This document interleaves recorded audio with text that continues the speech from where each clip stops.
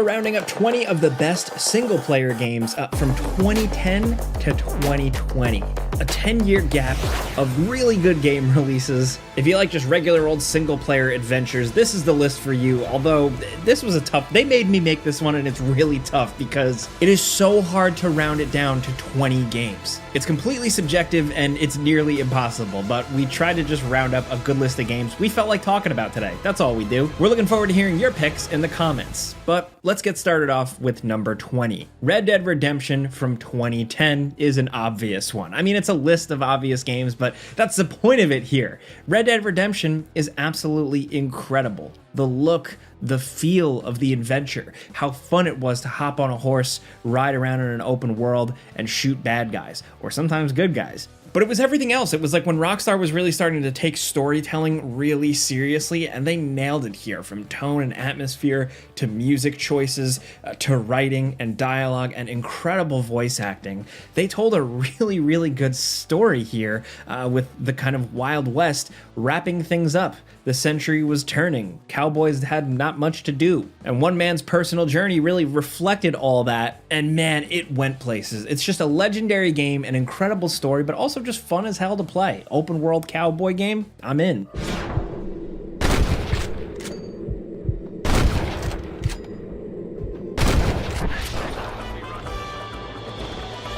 It's gonna take more than one of you, partner!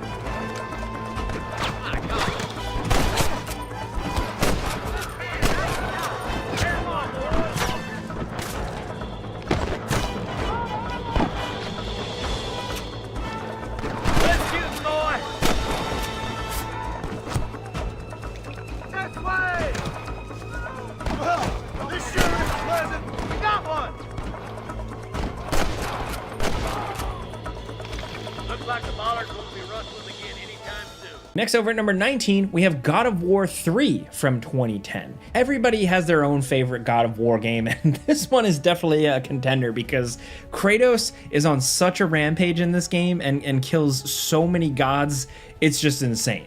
They really, really fulfill the promise that these games had kind of built up, with Kratos just really killing the entire Greek mythology pantheon. But he does it in just incredibly memorable, fun ways. The big action set piece sequences here, the over-the-top boss battles. Every moment of this game is well-paced and thrilling. There's only like a couple of parts where the pacing drops. Otherwise, this is just a high-octane, insane action thrill ride. The combat was the best it had been at this point. The upgrades, the new weapon additions, everything just worked perfectly. It felt like another really lengthy odyssey in Kratos' life. God of War 1, 2, and 3, in my opinion, are perfect games. And God of War 3 really rounded out this kind of early trilogy of God of War perfectly.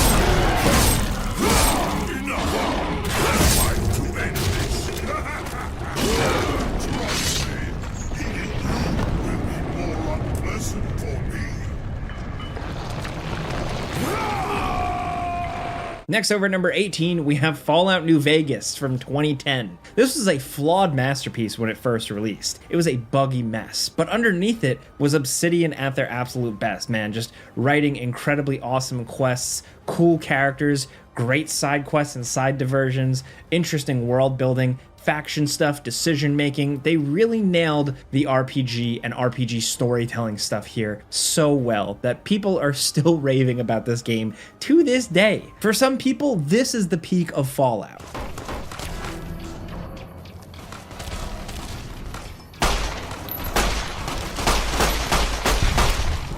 You like that?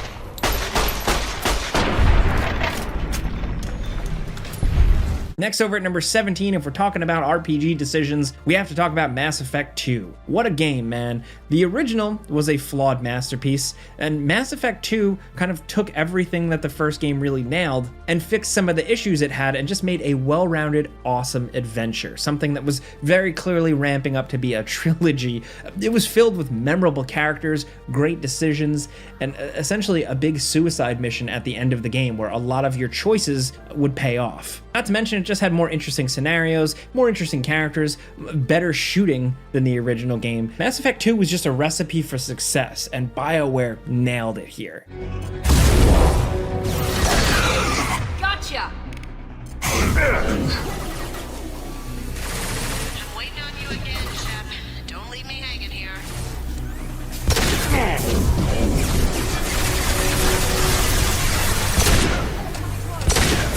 We fight as one.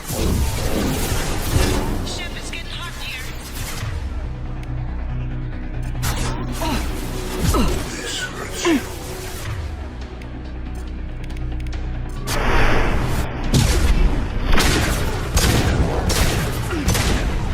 Now, next over at number 16, if we're talking sequels, Portal 2. I'm glad we got a Valve game on here because it's few and far between when they actually release a game, and Portal 2 was like the peak. Portal 1 felt like a fun, awesome, playable experiment, where Portal 2 was a full-fledged ass game with modes, a great single-player adventure that was incredibly compelling, and had a really cool ending. These games were fun, but also accessible puzzle games. The Thinking Man's game that just developed a really, really good puzzle language that was easy for anyone to jump in, and didn't get too bogged down into the weeds. Also, of course, it just has that Valve trademark vibe and feel to it that people still love to this day.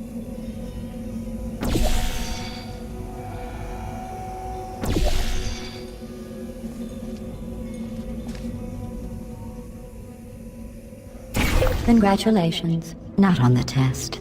Most people emerge from suspension terribly undernourished. I want to congratulate you on beating the odds and somehow managing to pack on a few pounds.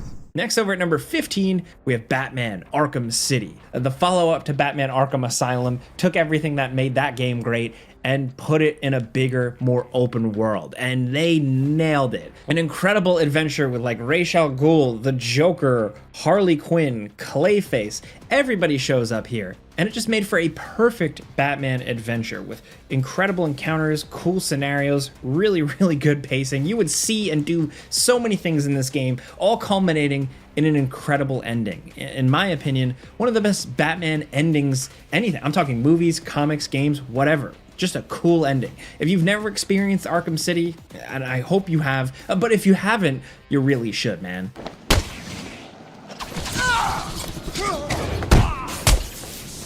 I've got a camera out in Sector 4. There's some kind of fight going on over there!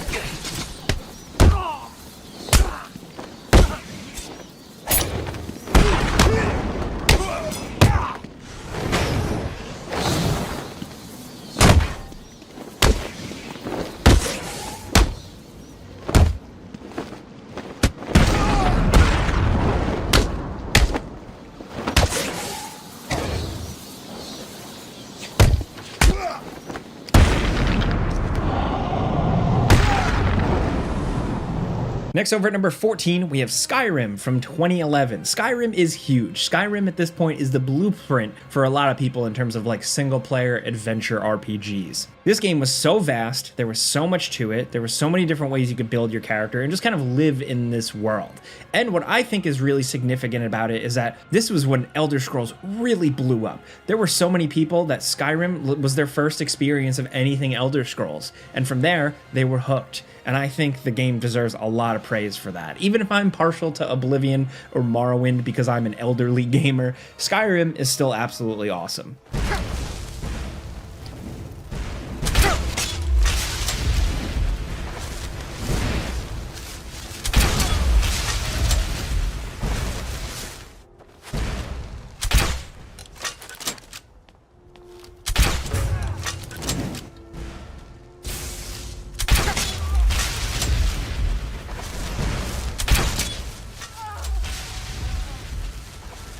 Next, over at number 13, we have Dark Souls from 2011. You know we had to mention a From Software game, and this one was a perfect one to mention because it's the one that really started it all. I mean, yes, you can argue Demon Souls did, but Dark Souls took the concept and ran with it, giving players incredibly memorable moments, encounters, and areas right from the start of the game. Like right from the jump, Dark Souls gripped people, and since then, it's never really let go.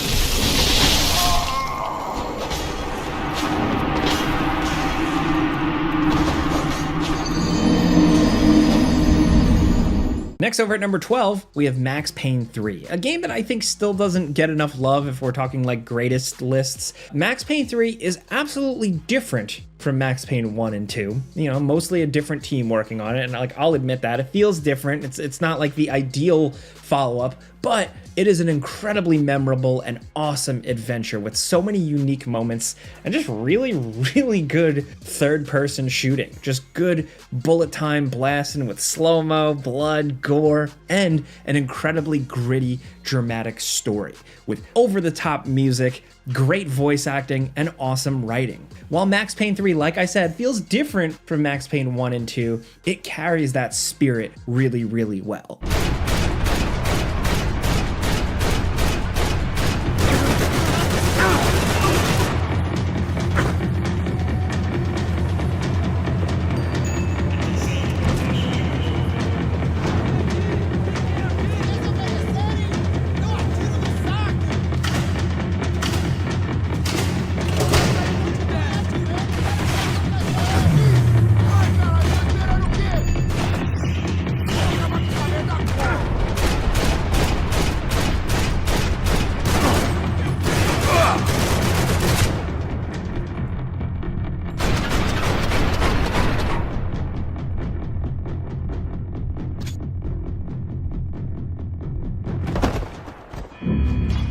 Next, over at number 11, we have Far Cry 3 from 2012. Look, man, Far Cry at this point is kind of like the punching bag. Ubisoft has done this franchise to death, but where it all started, credit where credit's due, Far Cry 3 really made that formula that Ubisoft ran with. And in 2012, this formula was addictive, fresh, and fun. This was just an open world, single player adventure with tons of freedom and a huge, vast jungle island to explore, a unique villain, and surprisingly good character progression in terms of like how you're leveling up and getting more abilities.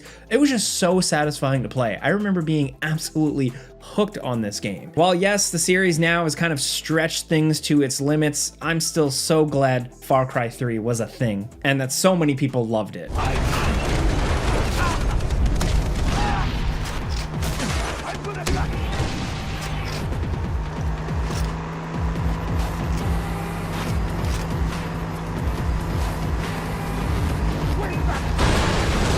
What's going on back there? Traffic control!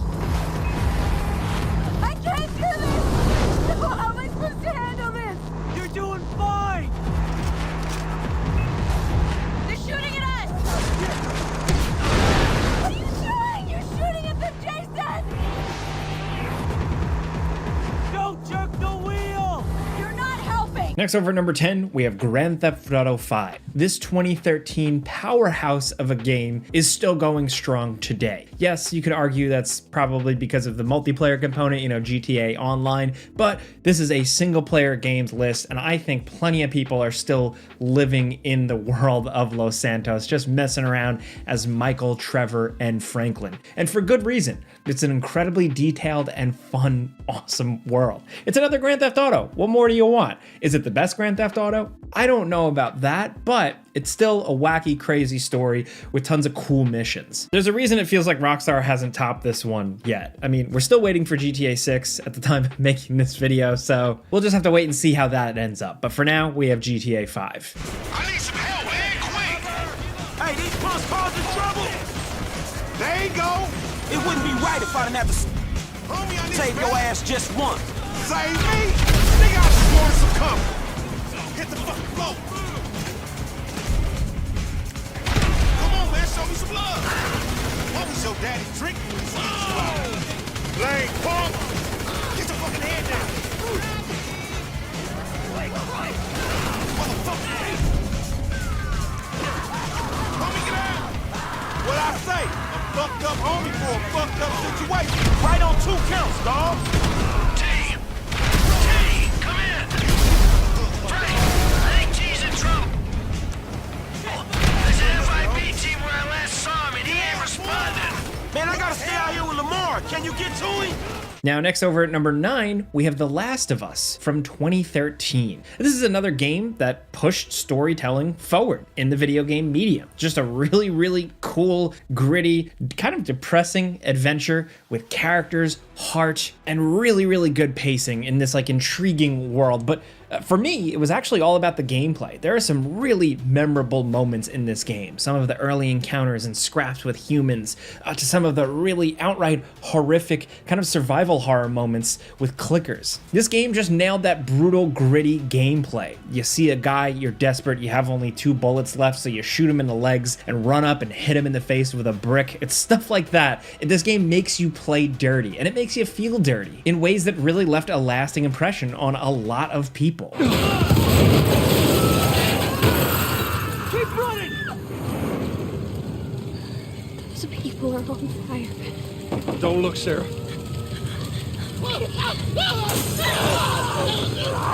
Why are they doing that? Just keep looking at me, baby. I'm gonna get out of this. I promise.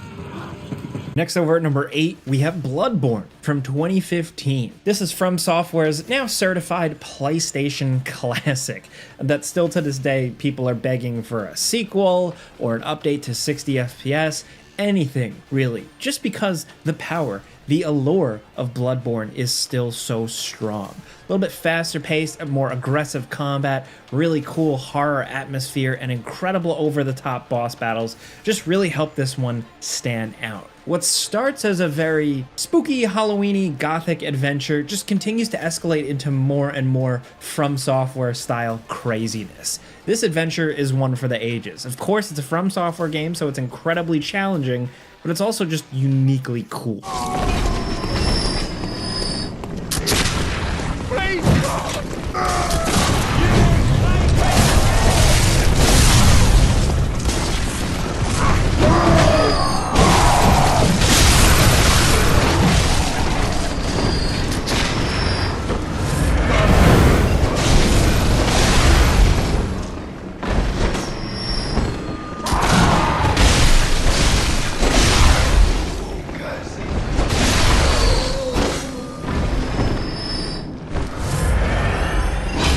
Next over at number 7, we have The Witcher 3. Yes, The Witcher 3 released in 2015. It's been a while, but people are still playing this game to this day, and it still feels fresh. This is just a big old third-person open-world RPG with incredible quests in a gritty medieval fantasy world based, of course, on the classic Polish novels. Having that world, having that freedom, all that is great, but the fact that it's all rooted around Geralt of Rivia, an incredibly awesome and interesting and unique protagonist with great voice acting and great writing to back him up, just really seals the deal here. Whether you're hunting monsters, dealing with politics in the cities, getting into romantic flings with witches, The Witcher 3 really just has it all for fantasy adventure RPG style gamers. It is near perfect. And I'd say when you add in all the DLC and expansions and everything, it is just the perfect package.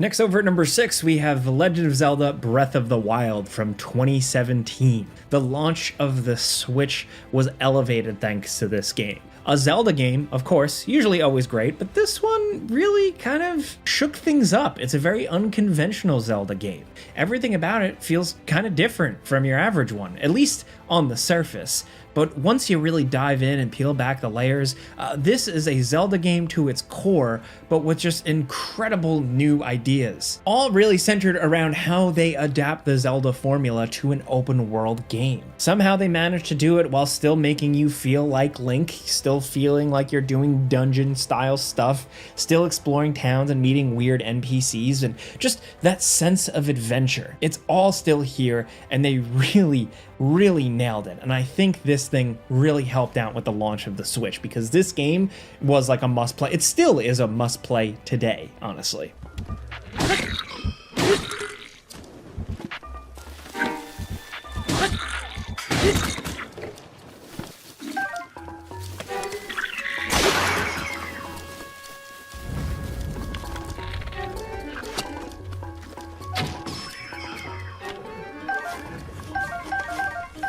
Next, over at number 5, we have Resident Evil 7 Biohazard from 2017. This is a very different Resident Evil game. It's first person. It doesn't really have too much connection to the original games. And yet, still, it's absolutely fantastic. Resident Evil 7 just kind of feels like this love letter to horror, and specifically a lot of horror movies.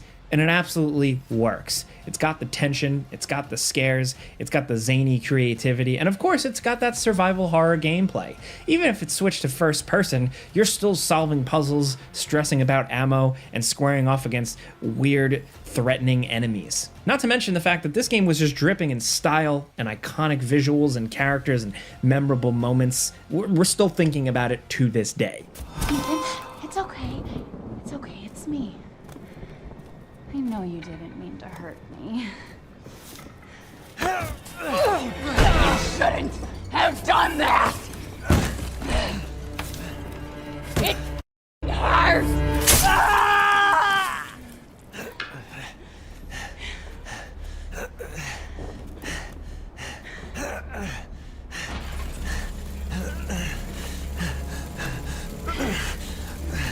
Now, let's see what you feel.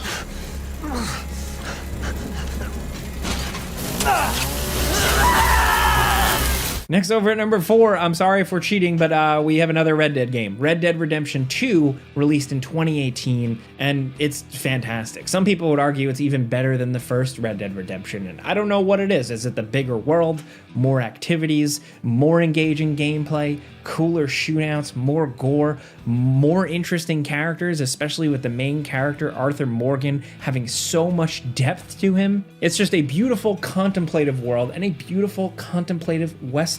This game was a massive hit, it sold tons of copies, and what makes me happy about it is that even though it's such a mainstream thing, it told a very interesting, very specific, very unique story. A story with nuances you don't normally see in video games, but here it is packed in a big old AAA single-player adventure.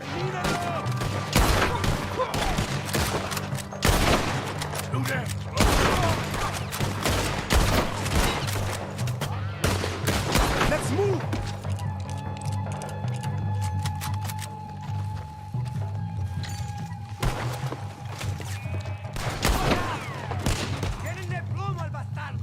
Look out! One coming down the stairs!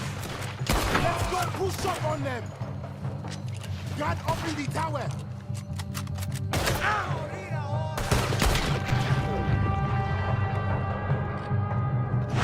Now at number 3, we have God of War from 2018. This kind of reboot of the series is awesome. It takes Kratos, makes him much older, and gives him a son. With that, it also slows down gameplay a little bit. It's less of a smashy, crazy brawler and more of just a focused action combat game. This combat is actually really good, centered around the Blades of Chaos, but also the throwable Leviathan axe. It's got a lot going for it. It definitely needed a little bit more variety in terms of boss battles and stuff, but it was a really well done Metroidvania-style adventure with a really great story, a lot of character, and a lot of heart.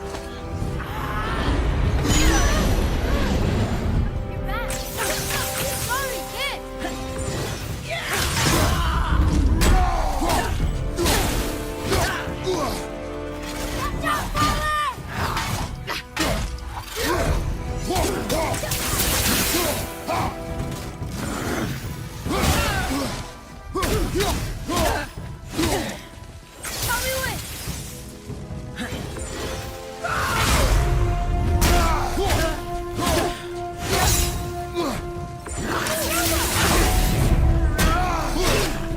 Now down at number 2, jumping to 2019, we have Remedy's Control. Now 2019 was a year packed with awesome releases, but to narrow it down, we just decided to go with GameRanks' 2019 Game of the Year pick. And yeah, Control is just a great single player adventure. As Jesse Faden, you're dropped into the Bureau of Control's headquarters, and it's a mysterious, weird location where you explore and shoot it out with otherworldly, weird enemies with cool guns and superpowers. Exploring this world as it expands and getting more and more abilities as you go on, and you just feel more powerful. It's all really cool with engaging, third-person, punchy shooting, good destruction, good use of powers, but also really good storytelling. This is a unique, interesting adventure, like a weird one. We haven't seen any other like it. And definitely for people who, yes, are fans of Remedy games, but also fans of things like Twin Peaks or the X-Files, Control is unique to this day and why we're still very much looking forward to a sequel.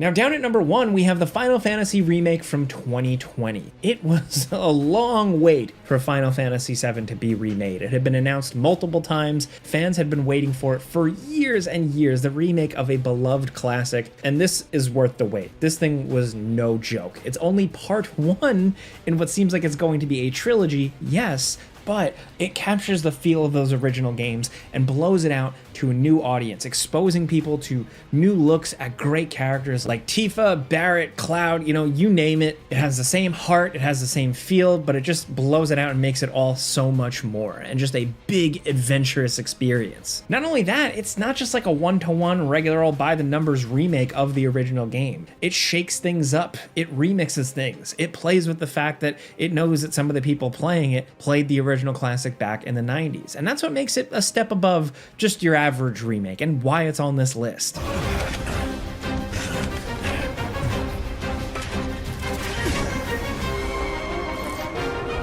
we go. Can't take me.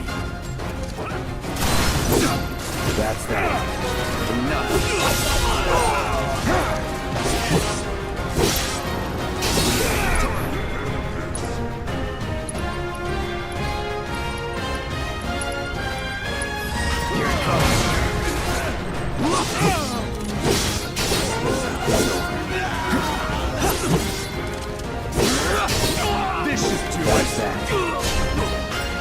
But those are 20 of some of the best single player games from like 2010 to 2020 period. Like I said, we couldn't fit it all in here. Making this list was impossible. I was going insane. I mean, Dishonored, Titanfall 2, Sekiro, Shadows Die Twice. There's so many things we couldn't cram in here. So let me know your list down in the comments, because chances are